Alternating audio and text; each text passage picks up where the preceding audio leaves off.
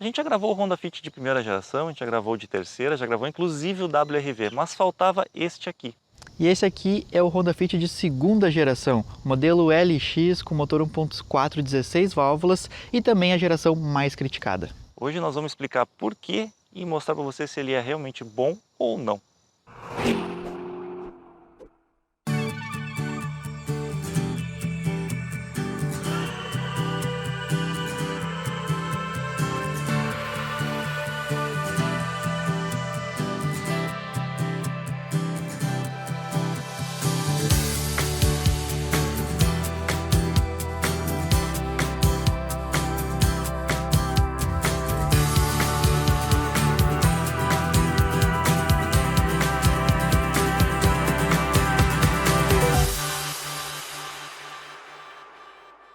O Honda Fit chegou no mercado brasileiro no final de 2013, já com o modelo 2004. Foi um sucesso absoluto de vendas, principalmente porque era um carro super compacto, era considerado monovolume graças à modularidade dos bancos, que podia transformar ele em 2 lugares e um grande espaço para cargas aqui dentro. Também era um carro econômico, equipado com motor 1.4, depois 1.5, mas principalmente o que mais fez sucesso foi a adoção do câmbio do tipo CVT, aquele de transmissão contínua, que não tem troca de marchas, porque não tem engrenagens, que tornava o carro muito suave e também super econômico. Nessa segunda geração, a Honda melhorou vários aspectos do carro. Por exemplo, ele ficou 2 centímetros mais largo, 1 centímetro mais alto, 7 centímetros maior no comprimento total e a distância entre eixos aumentou 5 centímetros. Tudo isso para aumentar o espaço interno do carro e a capacidade de carga. Agora, ela mexeu na parte mecânica e isso, infelizmente, não agradou os consumidores. O motor 1.5 foi o que menos sofreu alterações. A potência dele na gasolina subiu de 105 cavalos para 115 e ele começou a ser flex, então andando a etanol a potência vai a 116 cavalos. O torque ficou em 14,8 kgfm, independente do combustível que tu esteja utilizando. Tudo isso a 4.800 RPM. Essa versão aqui, a 1.4, foi onde a Honda investiu mais em melhorias. Ele passou a ter um cabeçote de 16 válvulas, antes ele era 8 válvulas, perdeu as 2 velas por cilindro, agora são só 4 velas esse motor e não mais 8. Também todas as versões são equipadas com o IVTEC, que é o variador de comando, não é só o variador de fase, ele muda também a duração de abertura das válvulas. A potência foi para 100 cavalos a gasolina e 101 a etanol. Antes era 80 cavalos só a gasolina. O torque subiu para 13 kgfm, independente do combustível também. Agora, a grande diferença nesta geração e que infelizmente manchou a fama de um carro que é considerado por muitos indestrutível, está no câmbio. Pensando em escala de produção e também redução de custos, a Honda implementou um câmbio automático de 5 marchas com conversor de torque. Um câmbio muito similar ao que já era utilizado no New Civic e que, infelizmente, ele não tem a mesma suavidade e também não tem o mesmo consumo de combustível que a versão anterior, que era equipada com o CVT. Mas eu posso dizer para vocês que, apesar disso, ele não chega a ser tão ruim assim. Nós vamos mostrar isso quando a gente for fazer o test drive e nós também vamos falar os problemas que esse câmbio aqui, o carro como um todo costuma apresentar. Mas eu quero mostrar para vocês antes mais detalhes que a gente considera importante nesta geração. Os carros que a gente está gravando durante a pandemia, nós temos tomado todos os cuidados e seguindo as regras impostas pelo decreto do Rio Grande do Sul. Esse daqui é uma situação um pouquinho diferente. O Tuyo, da Tuyo Car Detail, a lavagem parceira nossa aqui em Porto Alegre, além de ter dado um trato na parte exterior dele, também passou o ozônio dentro do carro. Com isso, ele eliminou completamente qualquer existência de vírus que esse carro aqui poderia conter. Obviamente, antes de devolver para o dono, nós vamos fazer de novo este procedimento para garantir a segurança de todos envolvidos nesta gravação. Inclusive, vale a pena lembrar, o Tuyo, ele além de parceiro nosso, ele também oferece um desconto exclusivo para vocês aqui do canal. Tu só tem que ligar para ele, agendar qualquer um dos serviços, ele faz lavagem, detalhamento, serviços premium, muito bons por sinal, e tem 12% de desconto exclusivo para vocês. Todas as versões também tinham a opção do câmbio manual de 5 marchas, menos a EXL. A top de linha só era equipada com o automático de 5 marchas. Inclusive, essa daqui, a LX, foi a versão de entrada até 2011, quando veio então a DX, que daí não tinha roda de liga leve. A LX tinha rodas de liga leve de aro 15, as versões EX rodas de liga leve de aro 16. A LX também não tinha freios a disco na traseira E em 2013 eu acho que veio a versão mais polêmica de todas, a chamada Twist. Por quê? Porque era aquela versão aventureira que não colou muito bem no mercado e depois inclusive deu origem ao WRV, que a gente sabe que também não pegou tão bem assim, né? 2013 também foi o ano que a Honda fez um facelift nessa geração. Mudou um pouco o desenho do para-choque dianteiro, para-choque traseiro, a grade dianteira ficou maior com aquele cromado gigantesco. Agora, nenhuma das versões veio com sensor de estacionamento e nem câmera de ré. O que a Honda fez nessa geração e que eu acho que ficou muito melhor foi o aumento do espaço do porta-malas. Ele subiu de 353 para 384 litros, são 31 litros a mais.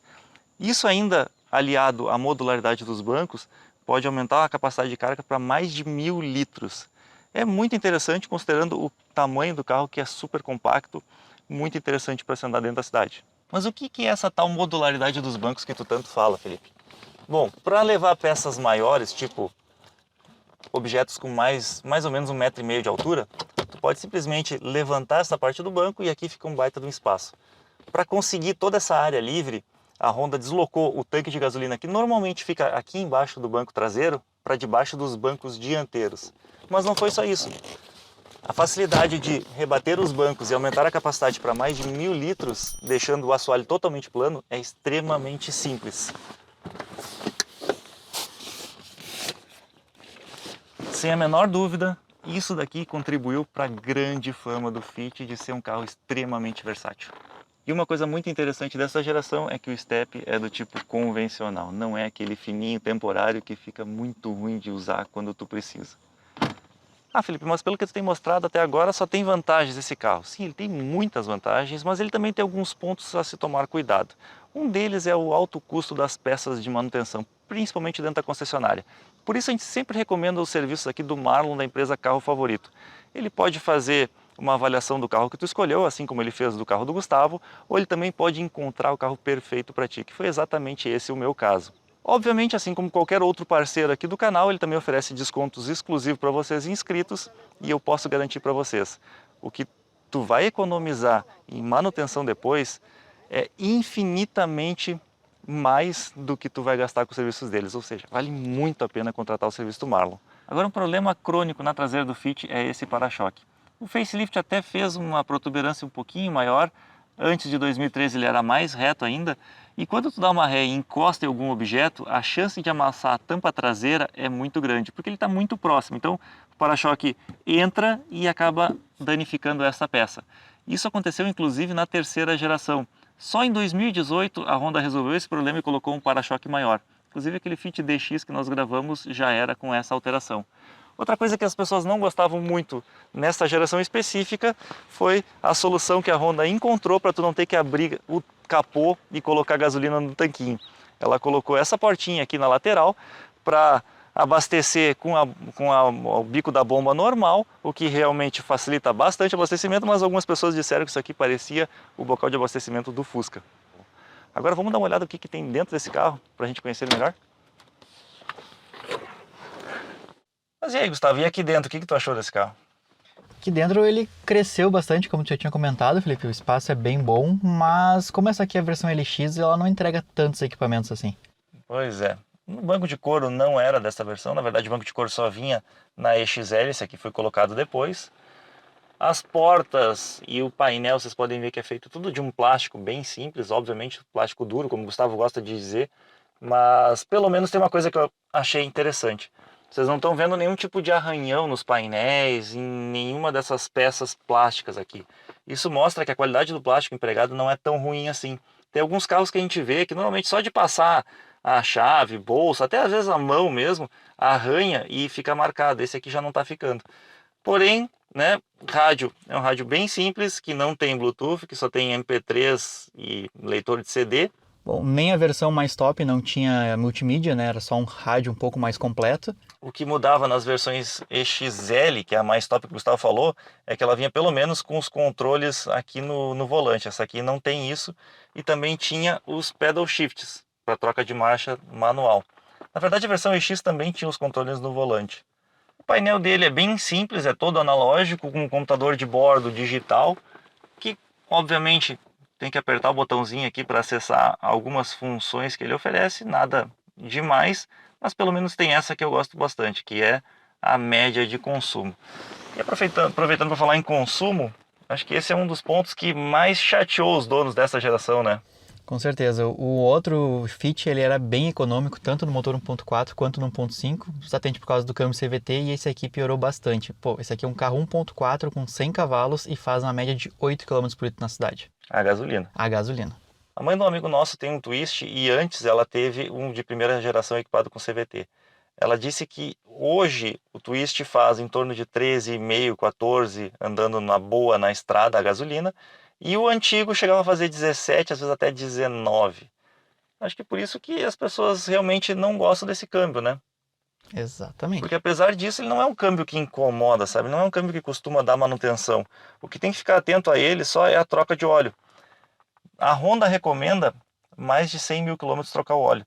Alguns mecânicos falam em 80, mas a verdade é a seguinte: troque o óleo sempre que tu sentir trancos nas trocas de marcha.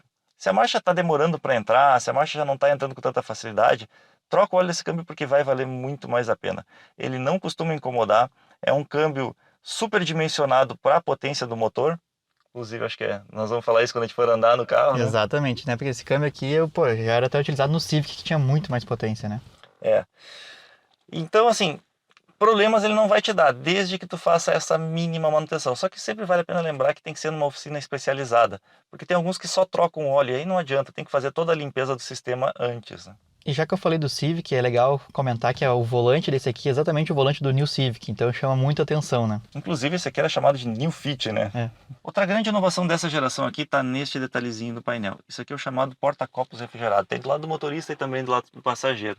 Então, tu bota o copo ali e liga o ar-condicionado e ele vai manter a temperatura da tua bebida, ou pelo menos essa é a ideia. Também tem dois porta-luvas, um bem pequenininho aqui em cima e o convencional aqui embaixo. Os porta-trecos nas portas são relativamente pequenos, mas um tamanho bom para botar até um copo pequeno também. Aqui na frente tem mais alguns porta-trecos. Aqui no centro, vários porta-trecos pequenininhos. O único detalhe é que nenhum deles é emborrachado. Então, quando tu for usar, por exemplo, moedas, chaves, vão fazer barulho. O bom desse carro é que ele já é equipado com airbag, já é equipado também com ABS e também ele vem com ar-condicionado convencional. Nas versões mais top, ele vinha com ar-condicionado digital. Mas controle de estabilidade de tração acho que só em 2018 ou 2019 que veio, né? Não teve, isso não tinha. Tem. Não tinha. Uma outra coisa que eu acho muito ruim da Honda nessa época é que ela só colocava o piloto automático ou controle de cruzeiro nas versões mais caras. Então essa aqui, embora tenha o câmbio automático, não tem essa opção. Ele tem também as alças de mão, tem luz no centro que o Felipe gosta, tem esse cinto diferente que vem lá de cima, né, para o terceiro ocupante, assim como também encosto de cabeça para o terceiro ocupante. Agora, deixa eu ir aí atrás para ver a referência de espaço. Que é tu, né? E como já era de se esperar, a altura do teto é enorme, então eu que tenho 1,81 m aqui estou com mais ou menos 4 dedos sobrando do teto, isso não vai te incomodar definitivamente em momento algum em viagens, mas o espaço dos bancos não é tão grande quanto eu imaginava. O banco do motorista é regulado para mim, eu estou com os joelhos encostados, não está me incomodando.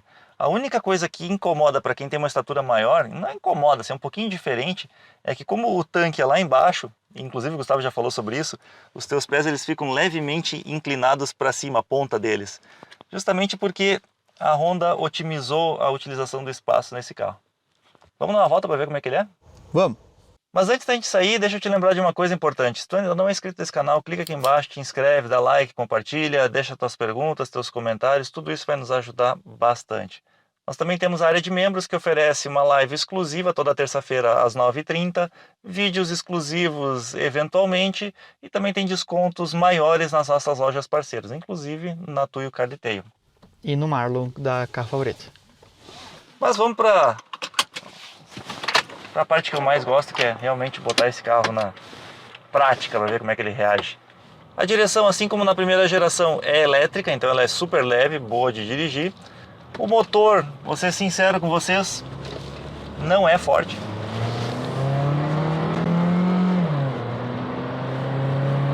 Ele realmente deixa um pouco a desejar. Eu acho que já na primeira geração com o CVT ele também não tinha uma boa resposta, mas como ele ganhou potência em relação à versão anterior, eu esperava que ele tivesse um desempenho melhor. E tem que tomar um cuidado muito específico num detalhe desse motor. Todos os motores da Honda não têm tucho hidráulico, eles têm tucho mecânico que necessitam de regulagem eventuais. Então, quando começar a fazer muito barulho, aquele barulho tipo de máquina de costura, aquele tac, tac, tac, tac, lá na frente, pode ser que o teu carro esteja perdendo potência por causa da falta de regulagem deste componente. Justamente o que está acontecendo nesse aqui. A Honda, inclusive, é uma das poucas, ou talvez a única que mantém esse tucho mecânico, né? Todas as montadoras hoje em dia é tucho hidráulico, que é uma coisa que não precisa se preocupar com manutenção.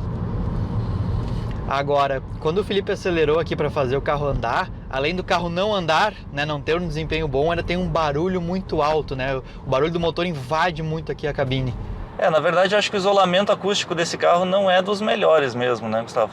Isso me incomodou bastante ali. E tem outro ponto que esse carro perdeu em relação à primeira geração, um pouco do conforto.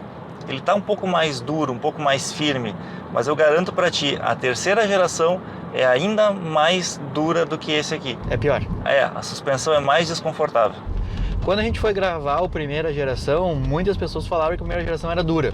Nós não achamos, nós achamos bem condizente, bem confortável até. Essa geração é mais dura, já não é tão confortável. A terceira geração ficou mais dura ainda, eles foram piorando, né? Na verdade, a versão EX, que tem rodada 16, é um pouquinho mais firme do que essa daqui.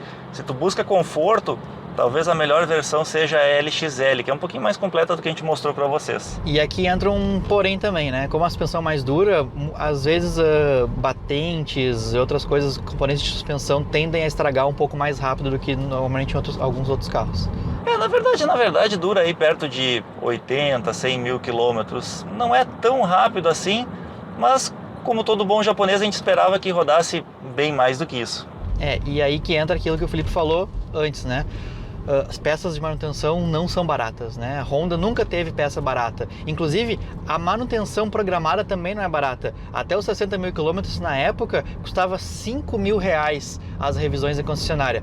Hoje em dia, um padrão normal é C3, 3.500 reais, ou seja, é realmente alta a manutenção. E eu explico por quê. A manutenção de 40 mil e a de 60 mil custam mais de 1.500 reais. É bem caro. Quer dirigir? Quero. O câmbio automático não é um problema do carro, né? Ele não estraga, tem um funcionamento bom. Eu achei bom o funcionamento. Acho que nas trocas de marcha ele dá uma seguradinha a mais do que ele deveria, realmente. Mas não me incomodou. O grande problema é que, aliado ao motor, fica com um desempenho fraco e um consumo um pouco mais alto. Eu acho que tá na hora de trocar o óleo desse câmbio. Pode ser também. Porque ele já está com 80 mil quilômetros e por ser o câmbio muito similar ao que é utilizado no Civic, eu tenho um e posso dizer que essas trocas estão um pouquinho mais lentas e um pouquinho mais ásperas do que o do meu carro. Então, eu acredito que está na hora realmente de fazer a substituição do óleo. O seguro é um valor bem baixo, eu achei, né? Porque esse é um carro que está na faixa dos 39 mil reais na tabela FIPE e o seguro foi pago 1.300 reais. Então, um valor ok, né, Felipe? Não, valor muito, muito em conta, na verdade. Uma coisa boa desse carro é o raio de giro, né, Felipe? Cara, como é pequeno, muito fácil de fazer manobras com ele. Uma volta de 180 graus, como tu vai fazer agora, é muito simples. Vou fazer aqui. Uma rua de tamanho um pouquinho mais largo do que uma rua residencial normal, mas, olha, me impressionou. Tranquilamente, se fosse com a Equinox, aquela tinha que fazer umas 3 voltas. Não, a Equinox não fazia, com certeza. Agora, a pergunta que vale ouro, tu teria um desses? Essa versão não. Eu digo, talvez a geração 2 talvez eu não tivesse. Talvez eu fosse. A geração 1 eu gostei muito, né? E a geração 3 mais ou menos. Agora essa geração aqui não curti muito, principalmente por causa do câmbio, mas eu não teria a LX, Felipe.